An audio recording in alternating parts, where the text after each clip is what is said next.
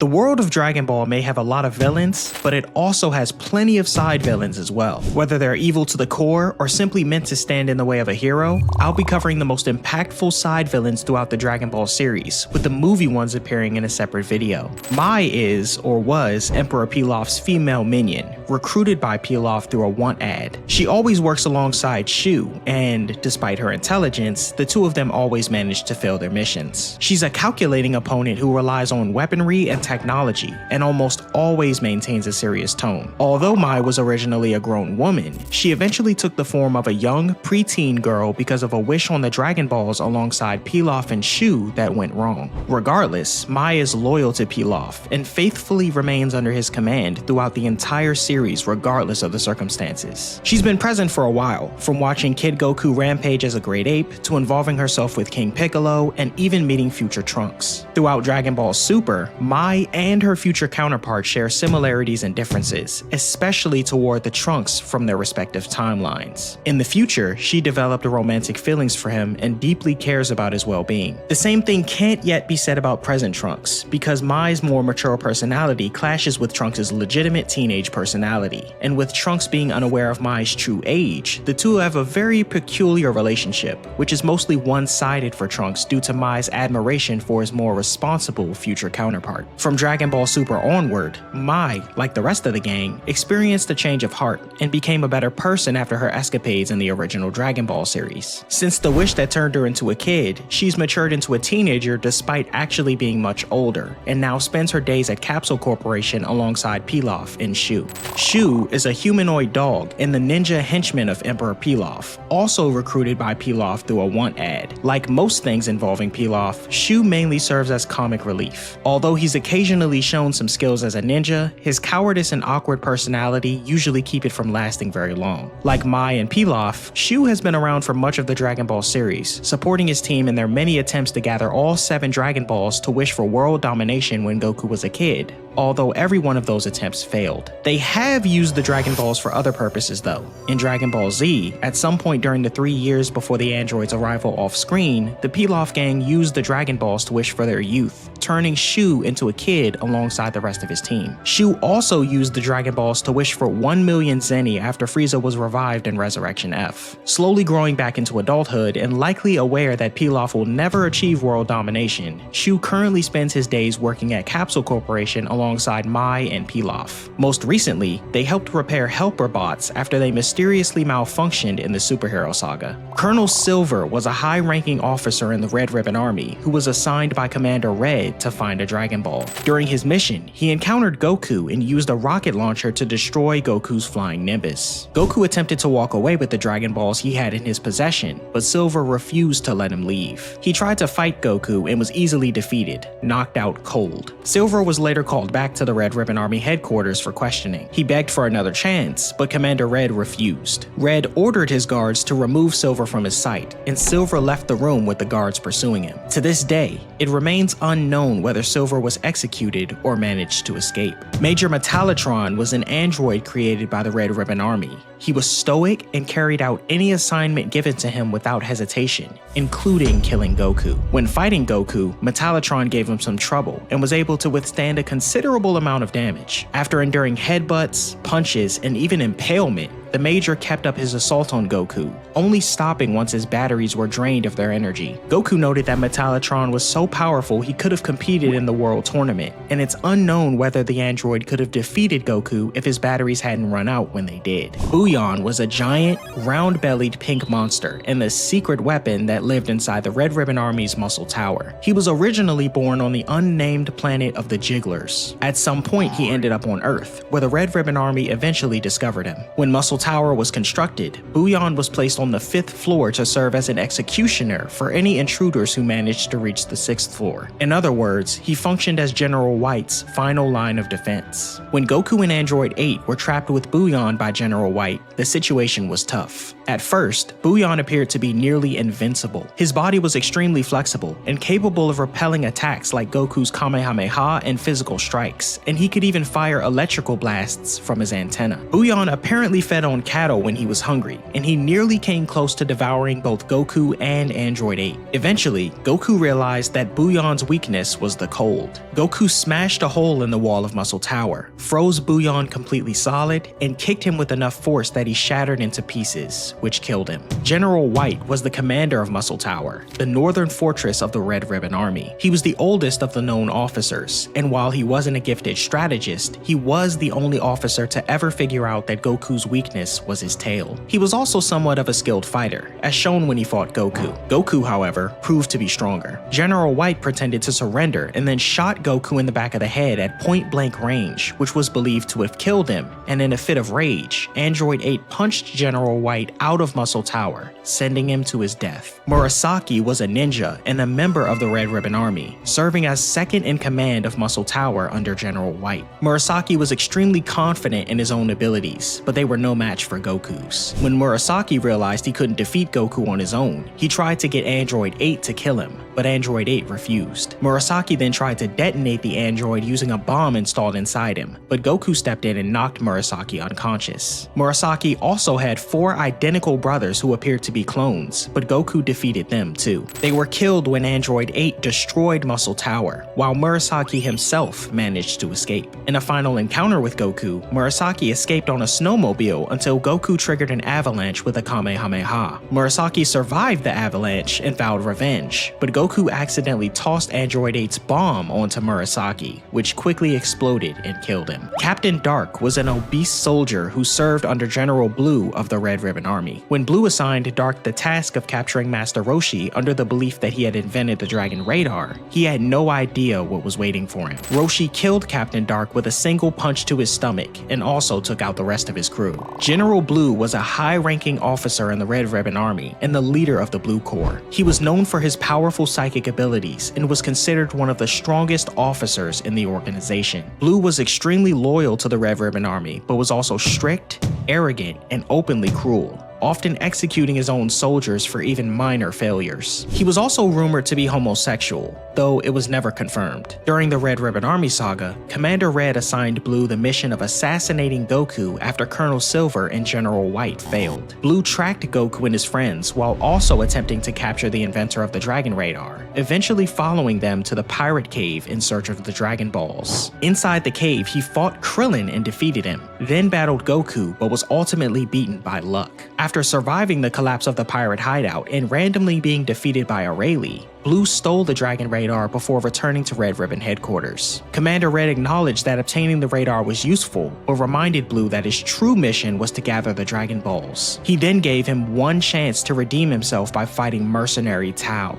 Blue fought Tao, but Tao easily killed him. Captain Yellow was a humanoid tiger and an operative of the Red Ribbon Army who attempted to find the Dragon Balls for Commander Red. While doing this, he encountered Bora, a native from the land of Korin. When Bora refused to hand over the Dragon Ball, Captain Yellow kidnapped Bora's son Upa in an attempt to use him as a hostage. Unfortunately for Yellow, Goku happened to arrive at the same time. Goku punched Yellow out of his plane and he fell to his death. Colonel Violet was the only confirmed female officer in the Red Ribbon Army, although her appearance in Dragon Ball was very brief. Unlike most of the Red Ribbon staff who were either killed or beaten by Goku, Colonel Violet managed to escape. During Goku's raid on the Red Ribbon base, Violet, rather than fighting Goku like the other soldiers, ran to the Red Ribbon vault, stole the army's valuables, and fled the base by aircraft, never being seen again. A photograph of Violet was shown on Magenta's desk alongside a picture of Commander Red in the Dragon Ball Super superhero movie, suggesting a deeper connection with Commander Red, although this hasn't been explained. Officer Black was an assistant to Commander Red in the Red Ribbon Army. He followed Red's orders and kept him updated on the situations involving other Red Ribbon soldiers. Officer Black was skilled with firearms and was also capable in hand-to-hand combat, which arguably made him one of the strongest members of the Red Ribbon Army. Even though Black was extremely loyal to Commander Red, there were limits to how far he was willing to go.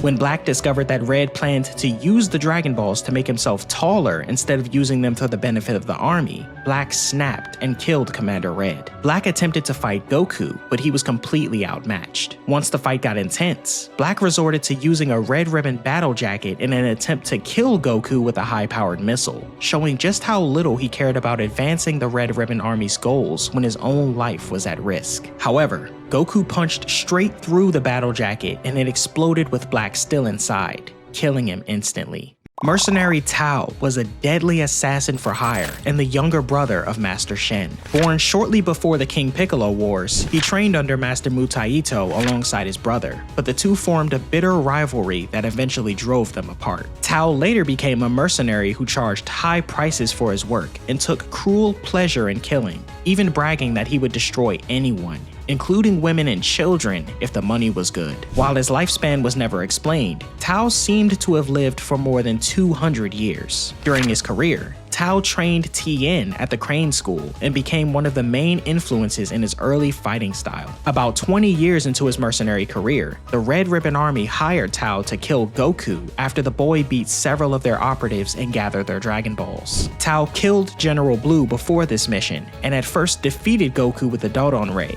thinking he had killed him. After Goku survived and trained with Korin, the two fought again at Korin Tower. This time, Goku easily beat Tao. Desperate to protect his reputation, Tao tried to fool Goku with a fake surrender and threw a grenade at him, but Goku kicked it back, causing the blast that seemed to kill the assassin. Tao later returned, rebuilt as a cyborg, and entered the 23rd World Martial Arts Tournament looking for revenge on both Goku and Tien. After beating Chaozu in the preliminaries, Tao faced Tien in the tournament. Outmatched by Tien's strength, Tao turned to cheating by attacking with a hidden blade. Even after being disqualified, he kept fighting until Tien knocked him out, and Master Shen carried him away in disgrace. Years later during the Cell Saga, Tao briefly appeared working as a bodyguard and later as a hired enforcer searching for the Dragon Balls. He ran into both Gohan and a grown Goku during these events, but ended up backing off instead of fighting them. Although never directly shown, it's implied that Mercenary Tao was eventually killed during Majin Buu's rampage on Earth and was never brought back to life. Master Shen was the founder and master of the Crane School and the older brother of Mercenary Tao. Long before the events of the main series, Shen trained under the legendary martial arts master Master Mutaito alongside his brother and fellow student Master Roshi. During this time, Shen learned powerful techniques and martial arts discipline,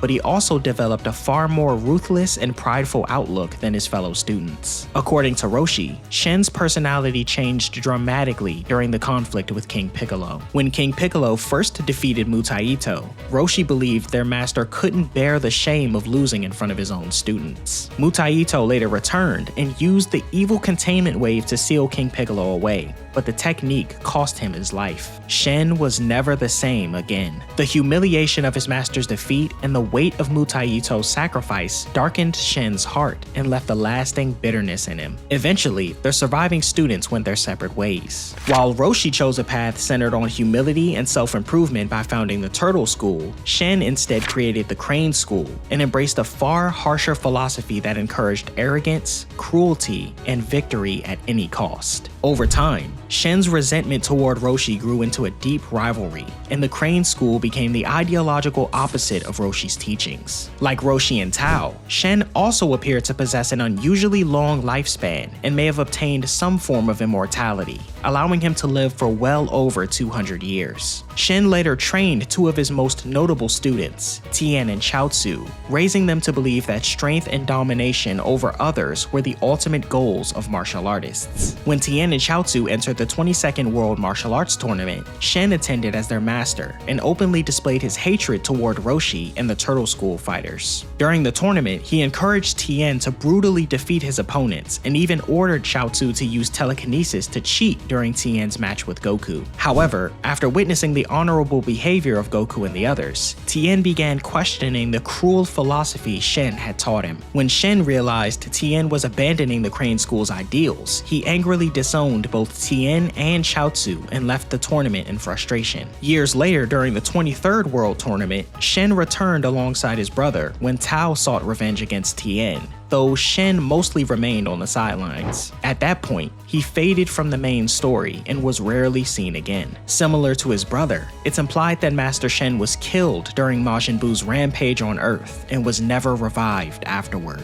Fangs is a vampire who serves as one of Fortune Teller Baba's 5 champions during the battles held at Baba's palace. Born over 500 years ago, he later appears during the Fortune Teller Baba saga as Baba's first fighter when Goku and his friends are forced to defeat her warriors in order to gain information on a missing Dragon Ball. When his match starts, Fangs fights Krillin, beating him in the first round of the tournament. After beating Krillin, he later faces Puar and Upa, whose use of traditional anti-vampire methods cause him to lose the match and be eliminated from the tournament. Fangs hasn't been seen in Dragon Ball since. See-Through the Invisible Man is another one of Baba's hired fighters. He appears as Baba's second warrior and fights Yamcha in the next match. Because his entire advantage comes from being invisible, Yamcha struggles to even locate him while the fight is going on, and Baba helps her champion by singing loudly so Yamcha can't hear See-Through's movements. The situation changes when Master Roshi suddenly sprays blood from a nosebleed, which splashes onto See-Through and makes his body visible. Once he can be seen,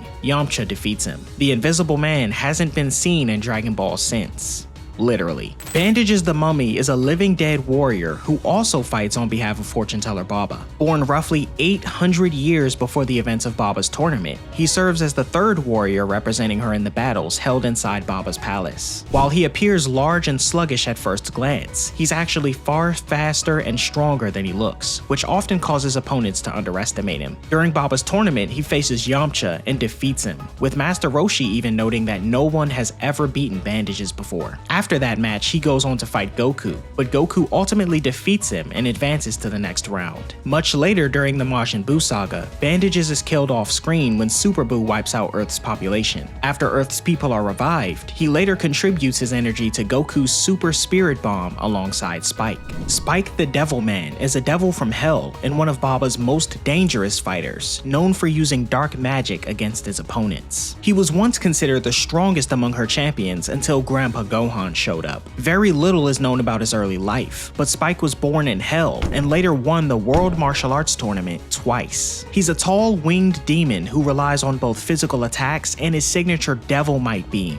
a technique that turns an opponent's negative thoughts into destructive power. Spike watched Goku defeat Bandages the Mummy before stepping in himself. When the match began, Spike assumed Goku would be easy to beat, but Goku was anything but. Spike tried to finish the fight with a Devil Might Beam, but the attack failed because Goku has a pure heart. Spike was defeated when Goku kicked him into a wall, sending Goku into the next round against Grandpa Gohan. Much later in the Majin Buu saga, Spike was also killed off screen by Super Buu's human extinction attack, revived with the rest of Earth's population by Porunga, and then gave his energy to Goku's Super Spirit Bomb when Hercule asked the people of Earth to help. His current whereabouts are unknown, though it's likely he's not far from Fortune Teller Baba's. Shula was a demon who lived in the Demon Realm and was its best fighter. He was responsible for opening the giant entrance to the Demon Realm and keeping it open by wedging his cursed sword in the door. While the entrance remained open, Shula and his followers repeatedly attacked a nearby human kingdom at night, and he eventually kidnapped a young Princess Misa because he wanted to marry her. After this, King Cress sent Goku to rescue the princess. When Goku arrived in the Demon Realm, Shula was hosting a celebration for his future bride and agreed to fight Goku after being challenged. He battled Goku but was ultimately defeated, though Goku implied he might not have won if Shula wasn't so rusty.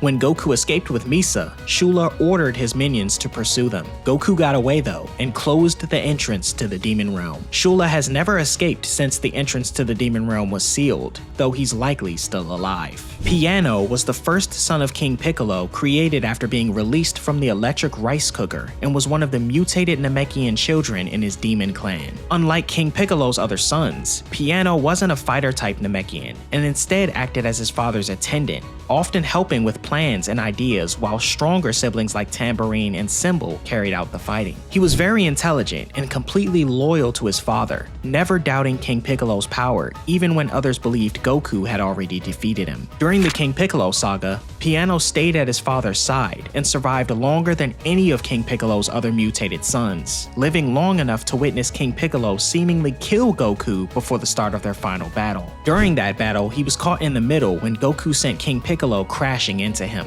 Piano was then seen sinking into the rubble beneath them, which apparently killed him as he fell underground. Tambourine was a mutated Namekian and the second son of King Piccolo, created shortly after Piccolo was released by Emperor Pilaf. A winged, gargoyle-like member of the Demon Clan, Tambourine was extremely cruel, arrogant, and cold-hearted, openly taking pleasure in slaughtering humans because he believed every race besides his own was inferior. He served as one of Piccolo's main assassins and was sent out under his father's orders to kill the competitors from the last 3 World Martial Arts tournaments who might pose a threat to Piccolo, while also collecting any Dragon Balls he encountered. His first victim was Krillin, whom he killed after the 22nd World Martial Arts Tournament before stealing Goku's 4-star Dragon Ball and a list of tournament contestants. Tambourine later confronted Goku and defeated him while Goku was still weakened from his match with Tien, then continued carrying out King Piccolo's orders by murdering several more martial artists. Tambourine later confronted Yajirobe, but when Goku arrived, the two fought again, and this time Goku killed him with a Kamehameha. Tambourine's death revealed Goku's location to King Piccolo, which led to Piccolo taking Goku's Dragon Ball and restoring his youth. Symbol was another mutated Namekian and the third son of King Piccolo, a large, dragon-like member of the Demon Clan. He was specifically created to search for Dragon Balls, with King Piccolo even remarking that it was fitting for that kind of spawn to resemble a dragon. Like his siblings, Symbol was completely loyal to his father and devoted to carrying out his orders, though unlike Tambourine, he wasn't particularly sadistic and instead focused mainly on completing his mission. After Emperor Pilaf revealed the location of the nearest Dragon Ball, Symbol tracked down Goku and Yajirobe and demanded that they hand it over. He fought Yajirobe, but Yajirobe killed him and ate him. Drum was the last mutated Namekian and the 4th son King Piccolo created. Like the rest of Piccolo's children, he was ruthless and completely loyal to his father and the Demon Clan, believing their kind to be the superior species. Although he lived for the shortest time out of King Piccolo's sons, he was the strongest at the moment he was created because Piccolo brought him into existence while still in his prime. Drum was created when Tien arrived to challenge King Piccolo and attempted to seal him away with the evil containment wave. Piccolo decided Tien wasn't worth dealing with personally and sent Drum to handle him instead. Drum fought Tien and defeated him, though Goku arrived at the last minute and killed Drum with a single kick to the head. The Frieza Force is an interstellar military organization ruled by Frieza and used as the foundation of his empire across the universe. The group originally existed as Child's army, later became the Cold Force under King Cold, and eventually evolved into the Frieza Force when Frieza took control. In its earliest days under Chilled, the organization was little more than a band of space pirates, but under King Cold and later Frieza, it grew into a massive military force that controlled a large portion of Universe 7. The army operates mainly by conquering planets and selling those worlds to buyers, while also enslaving or forcing powerful races to serve them, including the Saiyans, who were compelled to work under the threat of their home planet being destroyed. Frieza rules the Force through fear rather than loyalty, with most soldiers serving him and his family because they were terrified of them, though certain elite groups such as the Ginyu Force were noted to be genuinely loyal. Despite commanding the organization, Frieza himself doesn't truly view it as a traditional army and instead treats it more like a convenient group of followers. At the peak of its power, Frieza alone was said to control at least 448 planets and roughly 70% of the universe through the overwhelming strength and intimidation of his family. The Saiyan Army, also called the Saiyan Armed Forces or the Vegeta Army, was the military force of the Saiyan race led by King Vegeta on planet Vegeta. Although King Vegeta commanded the army directly, the group ultimately served under a larger empire, first operating under King Cold's force before later becoming part of Frieza's empire when Frieza took control. Nearly every Saiyan who was physically and mentally capable was drafted into the Saiyan Army, making the entire race function largely as a warrior society built around conquest and combat missions. Before serving under Frieza's rule, the Saiyans fought in the Saiyan Tuffle War, a conflict that lasted about 10 years and ended when the Saiyans wiped out the Tuffles after transforming into great apes during a full moon. allowing them to fully take control of the planet that would later be called Planet Vegeta. After their annexation into King Cold's empire, the Saiyan army became a military branch within the larger Cold Force and later the Frieza Force. Under that command structure, the Saiyan army took part in numerous planetary conflicts while carrying out missions for the Empire across the universe. The army was composed entirely of Saiyan warriors, with King Vegeta serving as its king and Nappa later claiming to be its highest ranking and most powerful general. The organization continued operating until Frieza destroyed Planet Vegeta along with nearly the entire Saiyan race, effectively bringing the Saiyan army to an end. Nappa was a mid-class Saiyan warrior from Planet Vegeta and the longtime combat partner of Prince Vegeta. Before the destruction of the Saiyan homeworld, he served as a general in the Saiyan army and acted as an aide and subordinate to the young prince. Nappa was born into a noble Saiyan family, which granted him a high rank among his people, and he participated in the Saiyan Tuffle War when he was younger. After Planet Vegeta was destroyed, Nappa survived along Vegeta and Raditz and continued operating as a soldier under Frieza's command. In terms of personality, he's destructive, cocky, and somewhat sadistic, often toying with opponents and relying heavily on brute force rather than careful strategy. During the Saiyan saga, Nappa traveled to Earth with Vegeta after hearing Raditz's message about the Dragon Balls, and upon arriving, he immediately demonstrated his power by destroying a city. He later fought the Z-Fighters and overwhelmed them, killing several of them before Goku arrived. Nappa battled Goku but was completely outmatched and beaten. He was paralyzed from the fight, and Vegeta decided that Nappa was no longer useful and killed him himself. Cybermen were small green humanoid creatures grown from special seeds and used as disposable soldiers by Saiyans and later the Frieza Force. They were originally native to another planet and had evolved from plant life before the Saiyans discovered them and began using them as weapons. Because harvesting their bulbs was difficult, they were considered rare and valuable, and they were later modified through biotechnology before eventually becoming a standard tool used by the Frieza Force. Cybermen had only limited intelligence, but were capable of understanding simple orders, which made them useful as obedient fighters and training opponents. The specific type used by Vegeta and Nappa was an advanced model, though many of the Cybermen had previously been deployed to the planet Tridic, where most of them were lost in battle. During the Saiyan saga, Nappa planted the last 6 Cybermen seeds on Earth while preparing to fight the Z-Fighters. One Cyberman fought Tien and was defeated, another fought Yamcha and killed him with a self-destruct attack, and the remaining Cybermen were killed by Krillin and Piccolo. In Dragon Ball Daima, the last 2 Cybermen seeds in Marba's possession were used to create Majin Ku and Majin Du. Apul was a mid-ranking soldier in the Frieza Force whose intelligence and abilities placed him above most ordinary foot soldiers, though he still ranked below officers like Zarbon, Dodoria, and Qui. He's loyal and obedient to Frieza's command, while also being somewhat arrogant and cocky when he believed he had the advantage. Apul was among the soldiers chosen by Dodoria and Zarbon for the mission to invade Namek. Once on Namek, Apul was assigned to scout the planet and report any sightings of Namekian villages that might contain Dragon Balls, eventually joining Frieza's raiding group during the attack on Mori's village. After that, Apul later discovered that the final Namekian village had already been destroyed by Vegeta and reported the information back to Frieza. He was then ordered to guard Vegeta while the Saiyan recovered in a medical machine, so Frieza could interrogate him once he woke up. That plan failed when Vegeta healed early and escaped, killing Apul with a single energy wave. Qui was an elite soldier in the Frieza Force and one of Frieza's higher-ranking commanders. He was arrogant and cruel,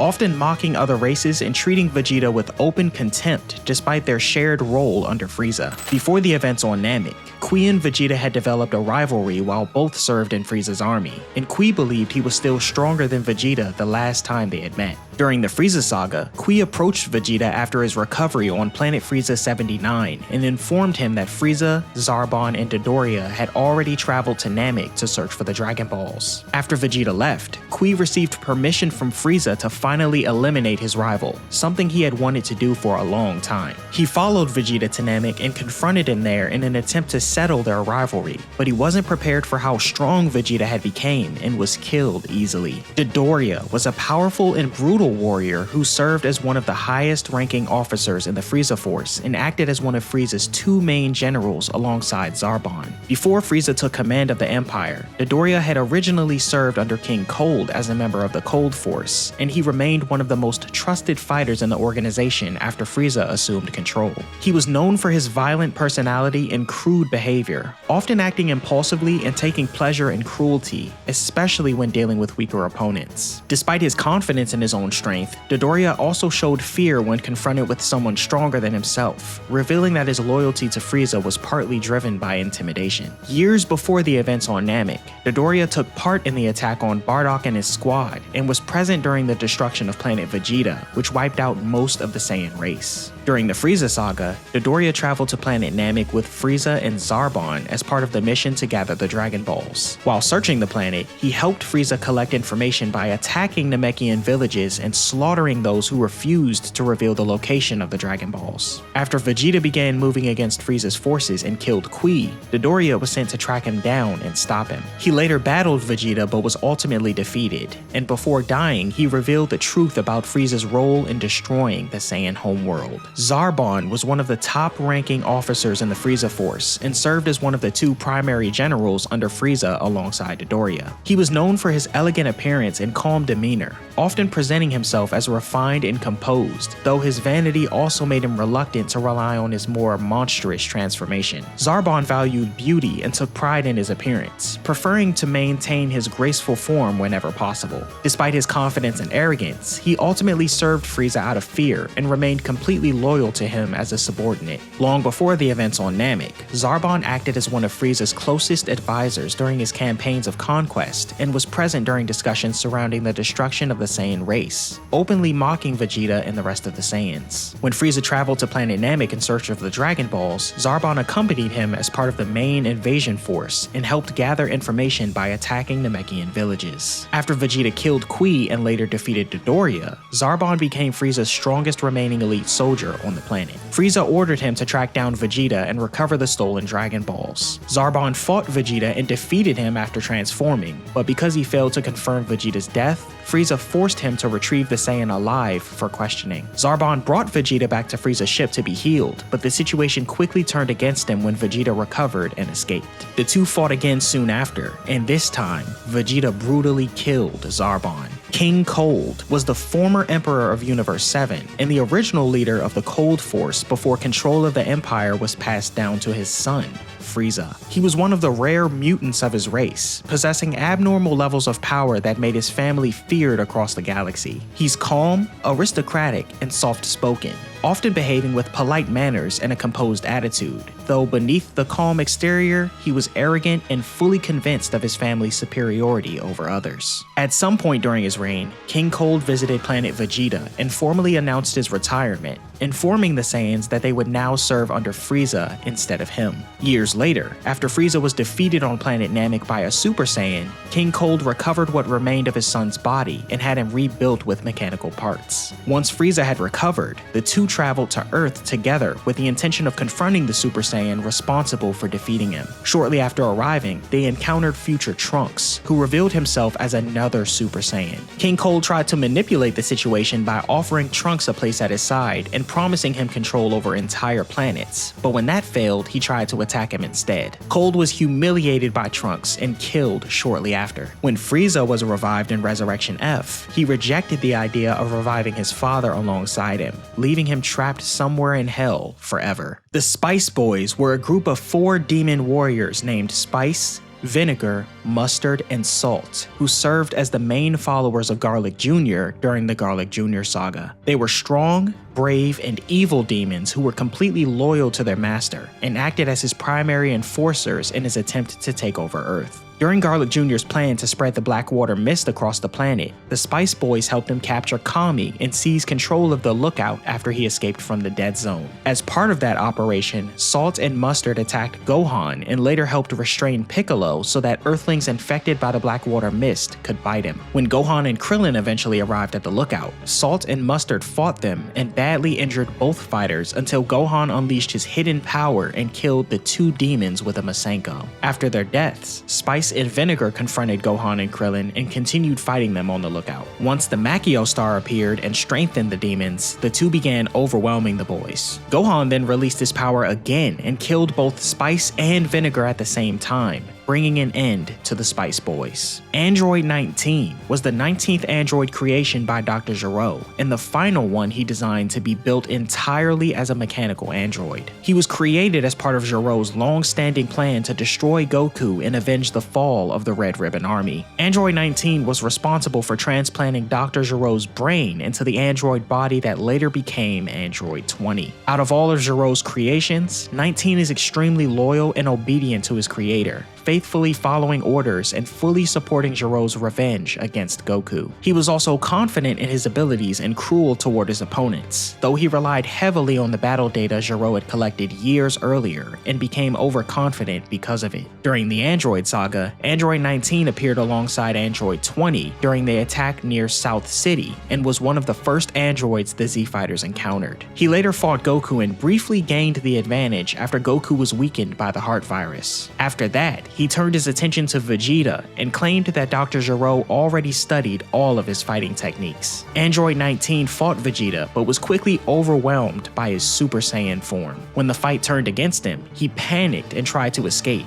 but Vegeta destroyed him with the Big Bang attack. The Cell Juniors were small offspring created by Cell during the Cell games through cellular mitosis from his tail. Cell made them after Gohan claimed that his power only rises when he becomes angry, intending to push him to unleashing that hidden strength. Cell stated that each Cell Junior possessed the same abilities and power level as he did, making them extremely dangerous despite their small size. Personality-wise, the Cell Juniors were playful, mischievous, and cruel, often acting childlike while enjoying the chance to torment their opponents and carry out Cell's orders. During the Cell games, they were sent out to attack the other Z-Fighters and quickly overwhelmed them. They later battled Gohan, but were easily destroyed once Gohan transformed into a Super Saiyan 2. In Dragon Ball Super, however, the Cell Juniors survived because their nuclei remained intact, allowing them to regenerate. Android 17 eventually discovered them and tamed them, keeping them on Monster Island where they helped protect the wildlife from poachers. They briefly encountered Goten and Trunks during the events of the Tournament of Power before recognizing their ranger uniforms and leaving peacefully. Spopovich was a human martial artist who competed in the World Martial Arts Tournament and was known as a longtime rival of Hercule. Before the events of the Majin Buu saga, he participated in the 24th World Martial Arts Tournament where he was defeated by Hercule. Years later, Spopovich returned for the 25th World Martial Arts Tournament alongside his partner Yamu, though his appearance and behavior had changed drastically after falling under Babidi's mind control. He was aggressive, brutal, and bloodthirsty, with a violent temper that often made him more reckless than Yamu, though he still followed Yamu's instructions during their mission. During the tournament, Spopovich faced Videl and mercilessly beat her in the ring, using the fight as an opportunity to humiliate Hercule before finally knocking her out after Yamu ordered him to stop prolonging the match. Afterward, Spopovich and Yamu confronted Gohan and helped subdue him so Yamu could drain his energy with Babidi's device. Once the energy was collected, the two fled and led Shin and the Z-Fighters back to Babidi's hidden spaceship. When they delivered the stolen energy, Babidi took back the device and immediately disposed of Spopovich by causing his body to swell and explode. Yamu was an Earthling who appeared as a fighter in the 25th World Martial Arts Tournament and served as the partner of Spopovich while working under Babidi's control. Before falling under Babidi's manipulation, he had been an ordinary human, but the sorcery altered his appearance and granted him unnatural strength and abilities. Unlike Spopovich, Yamu was calmer and more intelligent, often acting as the one who kept Spopovich focused rather than letting him lose control. After delivering the stolen energy from Gohan and witnessing Spopovich's death, Yamu tried to escape,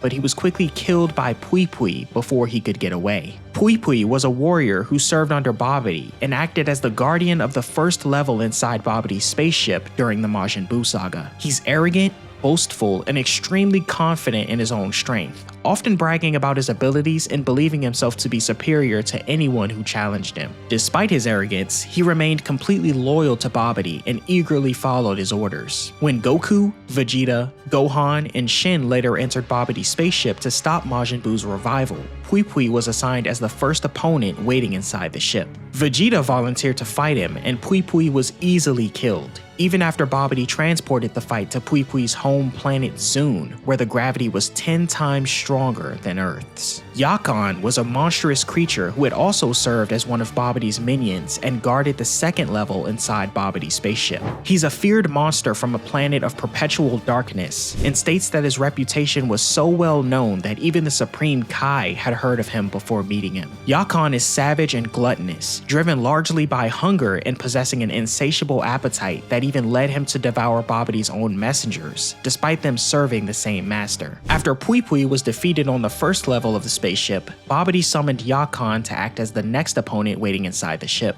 When Goku and the others continued descending through the ship, Yakan became Goku's opponent. Babidi transported the battle to Yakan's home planet, believing that would give Yakan the advantage. However, Yakan was killed after consuming more of Goku's energy than his body could handle, causing him to explode. Bibidi was an evil wizard who lived roughly 5 million years before the events of Dragon Ball and was responsible for unleashing Majin Buu on the universe. He was a cruel and selfish sorcerer who used powerful magic to manipulate others and pursue domination. At some point in the distant past, Bibidi awakened Majin Buu and began using the monster to destroy entire worlds. Buu's power proved too difficult to control, however, and after the creature rampaged across the universe and killed several Supreme Kai, Bibidi eventually sealed him inside a magic ball whenever he needed to restrain him. During this period, Buu destroyed many planets under Bibidi's direction, while Bibidi attempted to keep the monster obedient through tricks, control, and promises of sweets. Eventually, Bibidi sent the sealed ball containing Buu toward Earth with the intention of releasing him there. But before he could carry out that plan, he was confronted by the surviving Supreme Kai,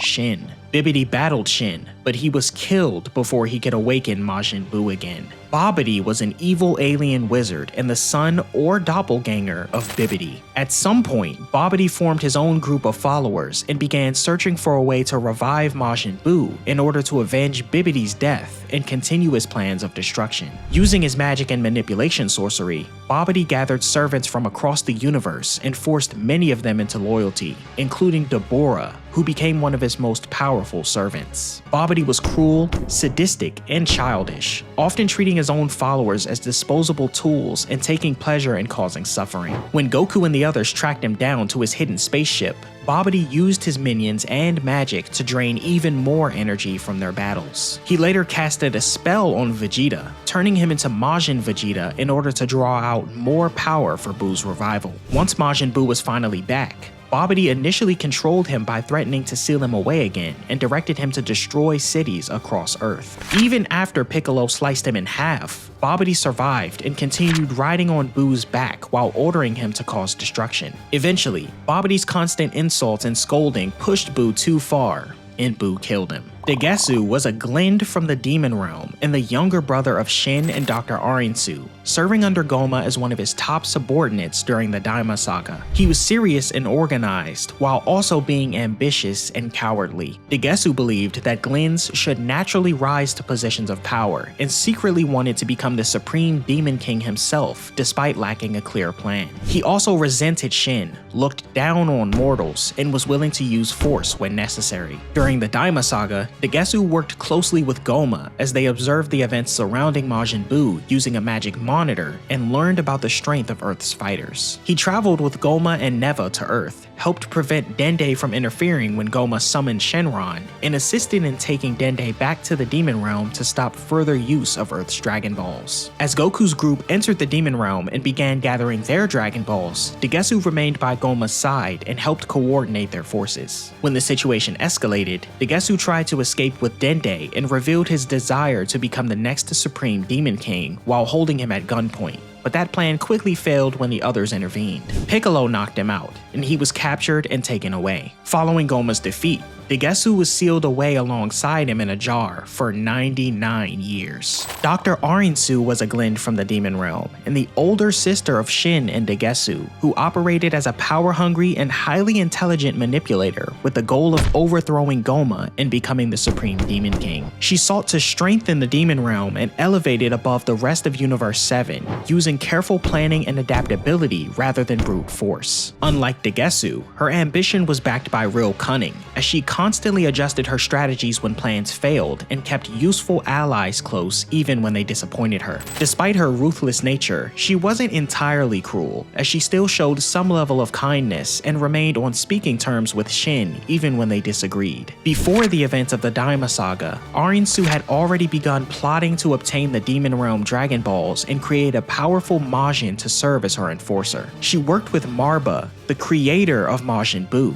and after learning about Buu on Earth, she traveled there and collected a fragment of him after witnessing his regeneration. She later hired Glorio and used him as a proxy, intending to manipulate Goku into gathering the Demon Realm Dragon Balls for her. During the Daima Saga, Arinsu appeared at the Demon King's palace and pressured Goma into continuing to support her research, while also feeding into his concerns about the warriors who had defeated Majin Buu. While Goma and Degesu focused on using Earth's Dragon Balls, Arinsu secretly stayed in contact with Glorio and monitored Goku's progress as he collected the Demon Realm's Dragon Balls. She continued her experiments with Marba, first creating Majin Ku and then Majin Du. Once the Dragon Balls were gathered, she arrived with both Majins and attempted to claim them, but Goma's use of the evil third eye disrupted her plan and forced a temporary alliance against him. Near the end of the conflict, Arinsu pushed Glorio to make a wish that would turn her into the next Supreme Demon King with the greatest magical power,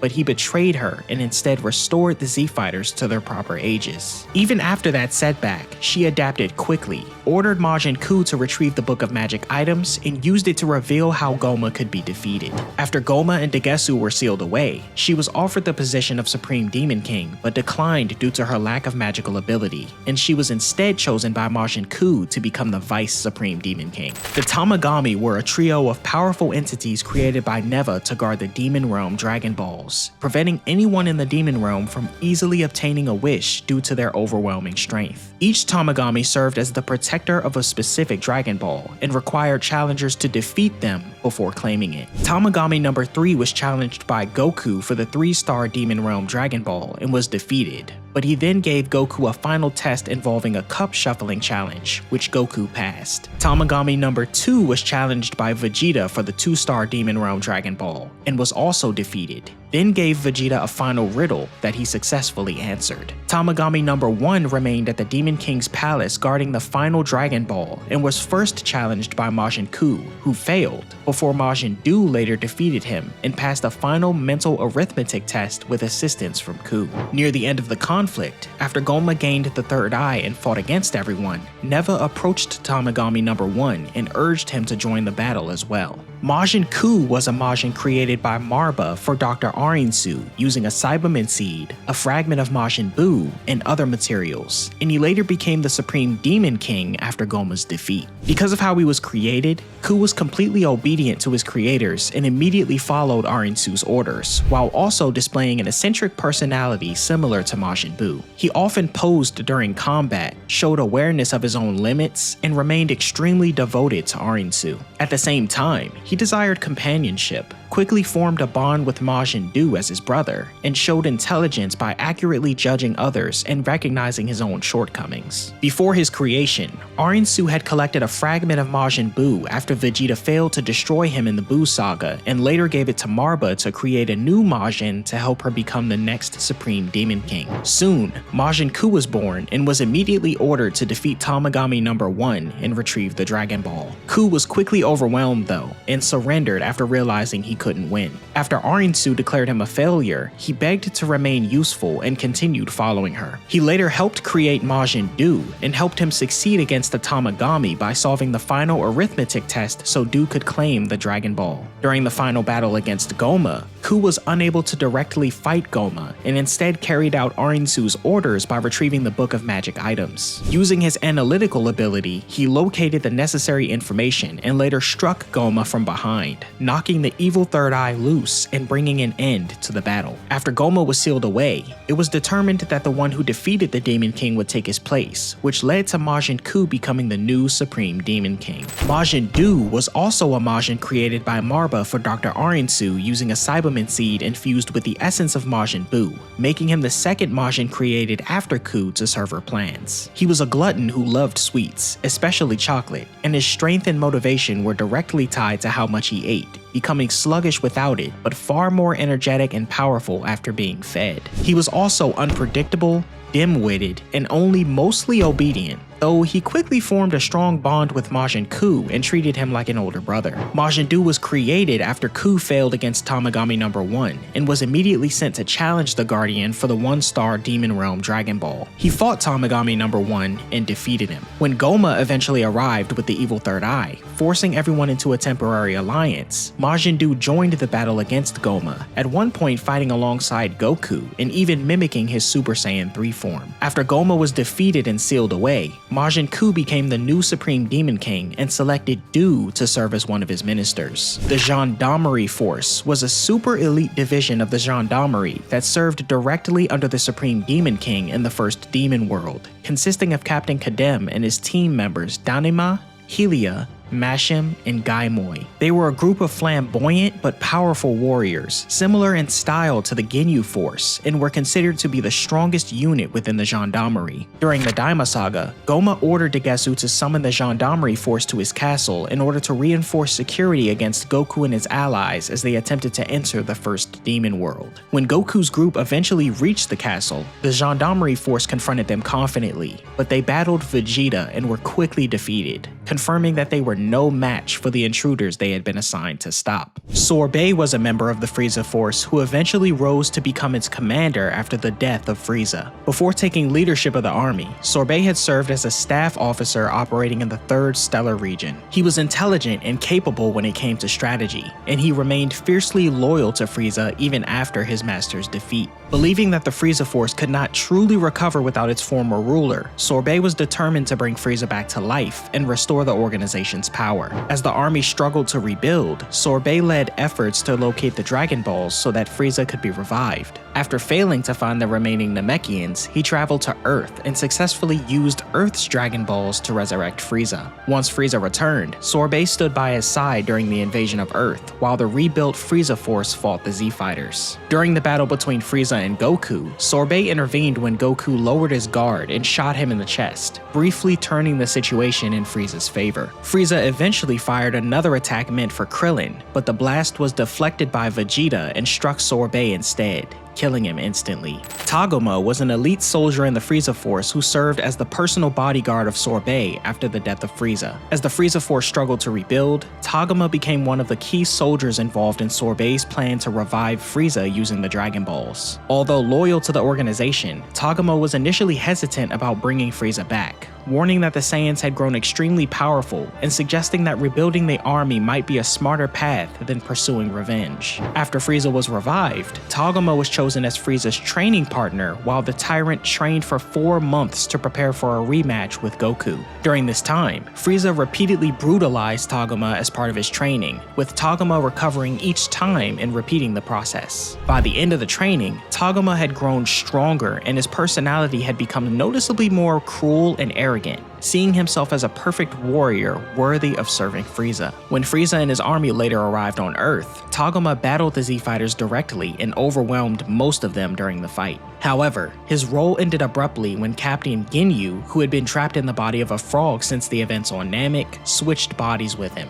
The swap left Tagoma trapped in the body of a Namekian frog, and his fate after that is left unknown. Shisami was an elite soldier of the Frieza Force who served under Sorbet and acted as the manager of the Frieza army fleet. After the fall of Frieza, he became one of the most trusted officers, helping Sorbet lead what remained of the army. Shisami was shown to be extremely loyal to both Sorbet and Frieza, but he was also jealous and resentful of Tagma's position as Sorbet's bodyguard. Because of this, he often insulted Tagma and openly questioned why Sorbet trusted him so much. When Frieza and his army invaded Earth, Shisami was deployed with the rest of the Frieza force to fight the Z-Fighters. In Resurrection F, he battled Gohan but was defeated by him. In Dragon Ball Super, Shisami confronted Gohan, but before he could do anything, Tagma shot him in the back. Mortally wounded by the attack, Shisami died from his injuries. Frost is a member of Frieza's race and the Emperor of Universe 6, serving as that universe's counterpart to Frieza. Unlike Frieza's openly tyrannical rule, Frost publicly presented himself as a heroic protector who stopped conflicts across the universe and helped rebuild planets affected by them. However, his reputation was largely built on deception, as Frost secretly orchestrated many of those wars himself and then stepped in to end them so he could gain influence and profit from the recovery efforts. Because of this double life, Frost was known for being manipulative and deceptive, often pretending to be polite and honorable while hiding his more ruthless behavior. During the Universe 6 saga, Frost was chosen as one of the fighters representing Universe 6 in the Tournament of Destroyers. He first fought Goku and later Piccolo, but both victories were eventually revealed to be the result of cheating when it was discovered that Frost had been secretly using a concealed poison needle during the matches. After the deception was exposed, Vegeta insisted on fighting him and quickly beat him, exposing the darker side that Frost had been hiding behind his heroic image. After the truth about his actions spread, Frost became a fugitive in Universe 6. He later returned as a member of Universe 6's team in the Tournament of Power after being recruited by Hit. During the tournament, Frost formed an alliance with Frieza after realizing how similar their personalities and ambitions were. However, Frieza never truly trusted him and eventually betrayed him. Frost was erased from existence along with Universe 6, but was later revived when Android 17 wished them all back. Copy Vegeta was an artificial clone created when the entity Kamasan drained Vegeta's power and replicated his form. Although he looked nearly identical to Vegeta, his body had a purple, melted appearance and red eyes, giving him a distorted version of the original Saiyan's look. Because he was created directly from Vegeta's energy, Copy Vegeta inherited much of Vegeta's personality as well, including his arrogance, pride, and tendency to look down on weaker opponents. At the same time, he was fully aware that he had been artificially created, but insisted that he was the real Vegeta while the original was only an empty shell. After being born, Copy Vegeta quickly demonstrated his strength by beating Super Saiyan 3 Gotenks. He later battled Goku after refusing orders to simply absorb him, choosing instead to prove himself in a fight. In the end, when Kamasan's core was damaged, Goku destroyed Copy Vegeta with a God Kamehameha, bringing the artificial Saiyan's existence to an end. Cranberry was a veteran soldier of the Frieza Force who had served in the army since the time of Frieza's rule. During a raid on Mori's village in the Namek saga, Cranberry was hit by a blast from a Namekian warrior and sent flying towards Zarbon, who kicked him into a nearby lake to his death. However, the wish to revive all who were killed by Frieza and his men on Namek resurrected Cranberry, who soon deserted the Frieza Force and used Vegeta's space pod to escape. Years after the fall of Frieza's empire, Cranberry was caught stealing by Jocko and thrown into the galactic prison for years. He later got involved with the escaped prisoners working under Moro during the Galactic Patrol Prisoner Saga. Using his knowledge of Namek and the Dragon Balls, he guided Moro and his forces to New Namek. Cranberry hoped to use the situation to secure his own safety and gain favor with Moro. However, once Moro had no further use for him, Cranberry was killed by Moro himself. Saganbo was the leader of the Galactic Bandit Brigade and later became the second in command of Moro's forces during the Galactic Patrol Prisoner Saga. Before meeting Moro, Saganbo and his crew had spent years rampaging across the universe until they were eventually captured by the Galactic Patrol and imprisoned. Saganbo was a greedy and ruthless criminal who had no problem with entire planets or races being wiped out, though his strength and leadership earned him the respect of the other prisoners. After Moro escaped from Galactic Prison, he made a deal with Saganbo and promised to free the other inmates if Saganbo helped him build an army. Once Moro used the Namekian Dragon Balls to release the prisoners, Saganbo immediately gathered the escaped inmates, stole a ship, and helped lead them to New Namek. There, Moro rewarded Saganbo and the others by sharing some of his energy with them, and Saganbo began acting as one of Moro's main field commanders while the group searched for planets with powerful life force for Moro to consume. Saganbo later traveled to Earth alongside Moro during the final stage of the conflict with the Galactic Patrol and the Z-Fighters. He volunteered to fight in Moro's place and was repeatedly empowered by Moro during the battle. He fought Goku but was beaten, and after Moro forced more power into him than his body could handle, Saganbo collapsed and died from the strain. 7-3 was an alien android designed OG-73I, who eventually became a member of the Galactic Bandit Brigade. He was originally created on a planet with extremely advanced technology, alongside other androids known as the OG Soldiers, all of whom served a man named Goichi. At some point, Saganbo and his gang encountered 7-3, stole him, and added him to their group, using his abilities during their crimes across the universe until they were eventually captured by Miris and imprisoned in the Galactic Prison. 7-3 was emotionless and merciless, largely lacking independent will and simply carrying out orders given by his allies. During the Galactic Patrol saga, 7-3 was released when Moro used the Namekian Dragon Balls to free the prisoners. When Moro learned about strong fighters on Earth, 7-3 was sent there alongside Shimareka and Yunba. With his power to copy abilities, he copied Piccolo's and battled both Piccolo and Gohan before escaping. 2 months later, 7-3 returned to Earth with Moro and the rest of the Galactic Bandit Brigade, and again fought Gohan and Piccolo while using the abilities he had copied from them. Before he had a chance to use Moro's abilities that were stored away, androids 17 and 18 arrived and defeated him. Moro later retrieved the badly damaged 7-3 and devoured him whole so he could gain access to the android's stored abilities. After Moro's defeat, 7-3 survived in a heavily damaged state and was recovered by agents working for his original creator, Goichi, who placed him in a rejuvenation chamber. Later, Granola captured 7-3 and delivered him to the Heaters, who planned to use the information stored inside him to locate Zuno. The rest of the Galactic Bandit Brigade included Shimareka, Yunba, Koiter, Yuzun, Miza, Iwaza, Kikaza, and Zayogi. They were all criminals under Saganbo who had been terrorizing parts of Universe 7 before eventually becoming some of the core members of Moro's army. As a group, they were tough for the Galactic Patrol to deal with, partly because their spaceship was faster than the Patrol's own ships. Eventually though, Miris managed to capture them, and they were locked away in the Galactic Prison along with many other criminals. During their time working under Moro, they basically became high-ranking members, and their path eventually led them to Earth for the final conflict, a full-scale invasion where they fought both the Z-Fighters and the Galactic Patrol. Shimareka was killed by Moro to stop him from interfering with their absorption of 7-3. Yunba was defeated by Krillin with a Kamehameha. Koiter, who had the same weakness as Magetta from Universe 6, was taken down by Chaozu and Tien through insults. Yuzin, who was from the same race as Zarbon and could also transform into a monster, never even made it to the final battle. When he tried escaping from Vegeta on Yardrat, he was killed in an explosion. Miza, Iwaza, and Kikaza fought Master Roshi, and thanks to their ability to fuse, managed to overpower both Roshi and Krillin. Goku showed up just in time though and defeated their fusion with a single attack. Zayogi, meanwhile, fought Yamcha before Tien and Chaozu arrived to help out. Once it became clear that Zayogi was overwhelming the three of them, Goku teleported to the fight and knocked him out with a single blow. All surviving members of the Galactic Bandit Brigade were then captured and taken back to the Galactic Prison, where they remain to this day. Magenta was the son of Commander Red and the public leader of the rebuilt Red Ribbon Army, operating through the company Red Pharmaceuticals. Following in his father's footsteps, Magenta secretly worked to restore the Red Ribbon Army's power and sought revenge against Goku and his allies for destroying the organization in the past. Unlike Commander Red, who was mainly focused on getting taller, Magenta focused entirely on rebuilding the army's influence. He worked closely with his chauffeur, Carmine, who acted as his most loyal subordinate during these efforts. During the superhero saga, Magenta tracked down Dr. Hedo shortly after the scientist was released from prison and convinced him to help rebuild the Red Ribbon Army. He deceived Hedo by claiming that Capsule Corporation and the alien warriors associated with it posed a serious threat to Earth. With Hedo's help,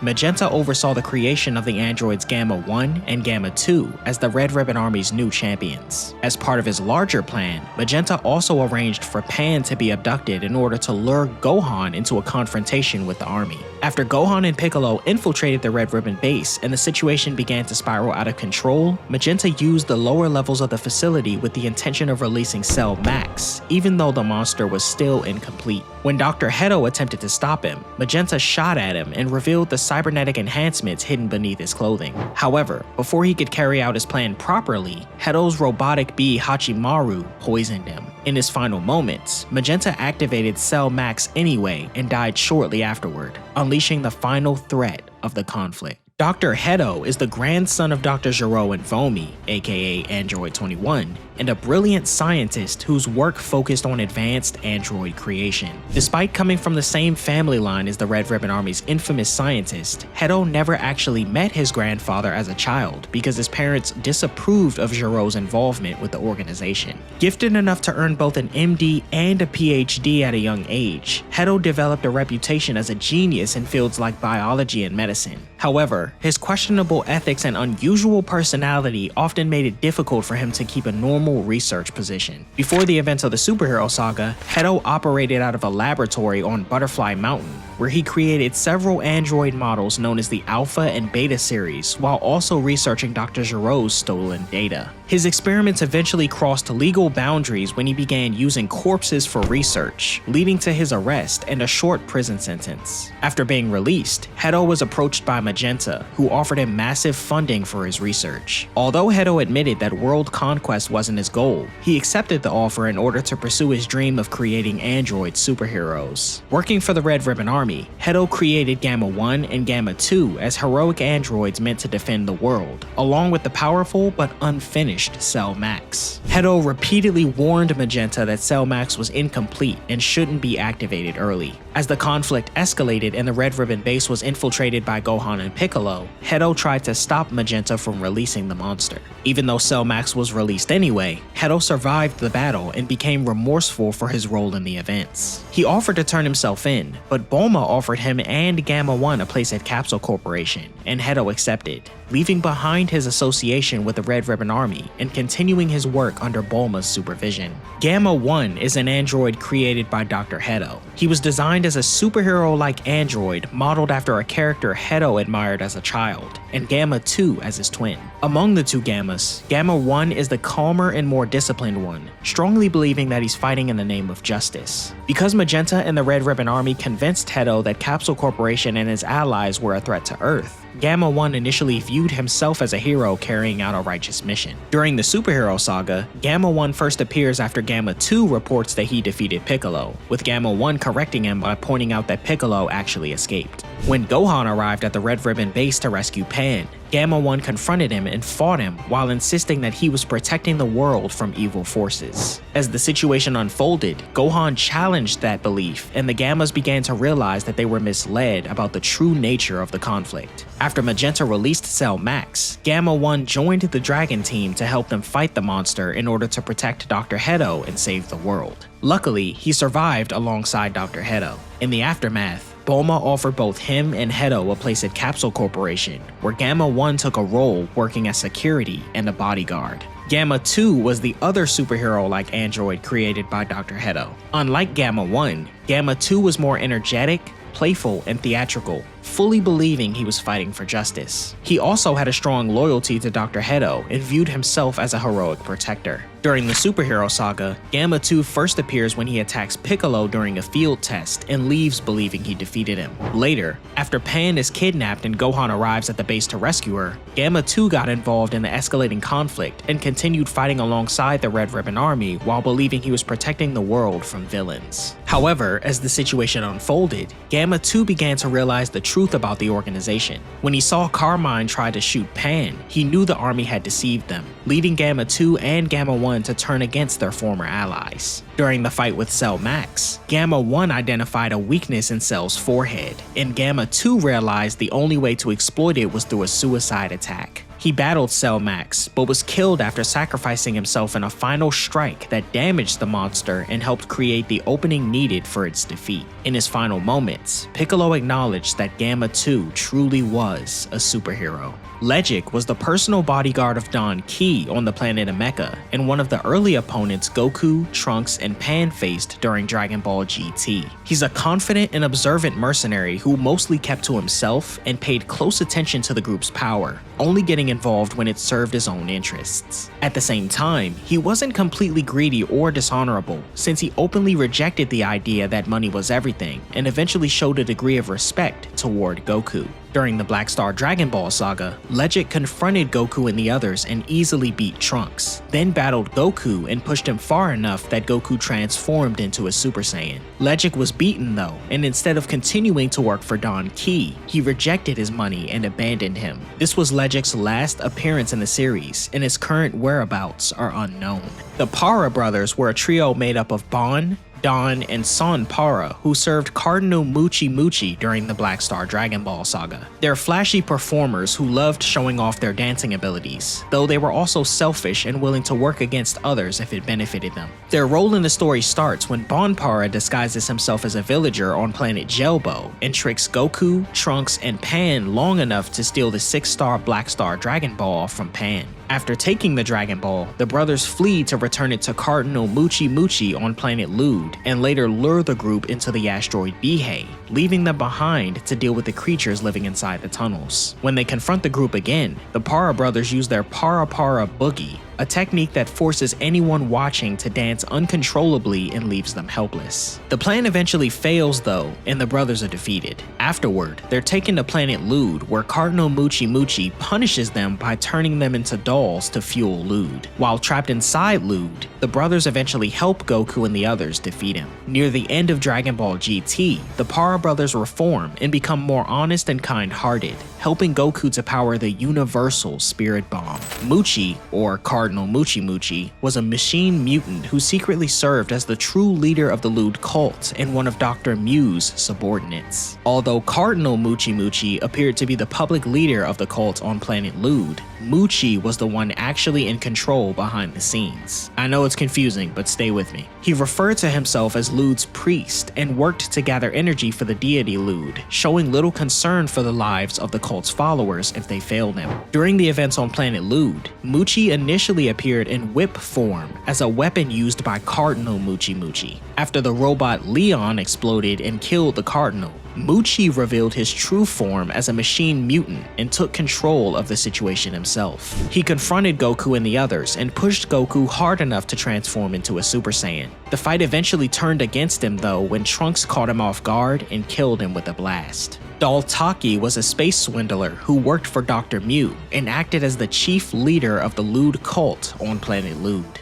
Using his skills as a con artist, he created the fake religion known as Ludism and convinced the planet's people to worship the machine mutant Lude as a god. Through this cult, Daltaki gathered energy from the followers and used Lude's power to transform people into dolls, all to collect the energy Dr. Mu needed to help Baby grow stronger. During the Black Star Dragon Ball saga, Daltaki became particularly interested in Pan after she was turned into a doll, but he ultimately ended up sharing the same fate when Lude transformed him into a doll as well and absorbed him along with the others. While trapped inside Lude, Daltaki was forced by Pan to reveal the machine's weak point, which allowed Goku and Pan to destroy Lude and free everyone who had been absorbed. After escaping, Daltaki traveled to planet M2 to report Lude's defeat to Dr. Mu while trying to justify his failure. Instead, he encountered General Rildo, who killed him for both his failure and his treachery. Lude was a machine mutant and supposed god of destruction, created by Dr. Mu and worshipped as a false god by the Lude cult on planet Lude. Despite his title, he isn't related to the gods of destruction that appear in Dragon Ball Super. Dr. Mu gave the giant machine to the con artist Daltaki, who built the religion of Ludism around it and convinced the planet's inhabitants to worship Lude Lude as a deity. Through this cult, followers willingly gave their life energy to Lude, believing he would eventually awaken, destroy all non-believers, and reward his faithful with whatever they desired.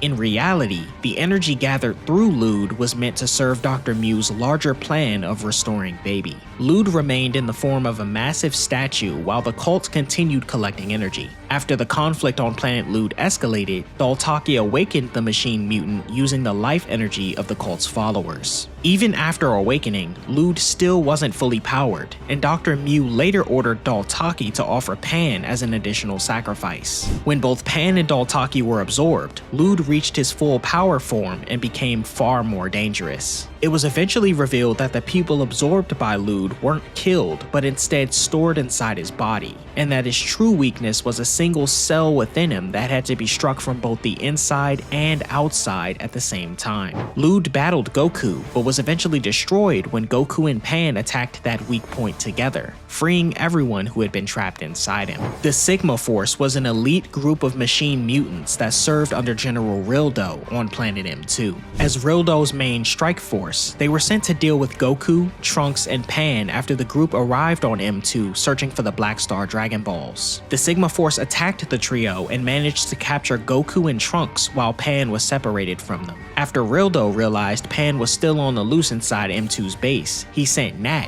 one of its members, to capture her, but she defeated him. The remaining members of the Sigma Force regrouped and fused together to form a stronger robot called the Super Mega Cannon Sigma in order to fight Goku. Goku transformed into a Super Saiyan though and destroyed them. Afterward, General Rildo absorbed the remaining parts of the Sigma Force and used them to increase his own power, transforming into a stronger machine mutant form and continuing the fight against Goku. General Rildo was an alien who had been rebuilt into a machine mutant by Dr. Mew and served as the general of planet M2 as well as one of Mew's most powerful subordinates. He's arrogant and extremely confident in the superiority of machine mutants over organic life, often looking down on humans and Saiyans. In GT, Rildo first appears after the defeat of Lude, executing Daltaki for his failure before taking a more direct role in dealing with Goku, Pan, and Trunks once they arrive on M2. He initially sends the Sigma Force to capture them, but after they fail, Rildo personally steps in to confront the group.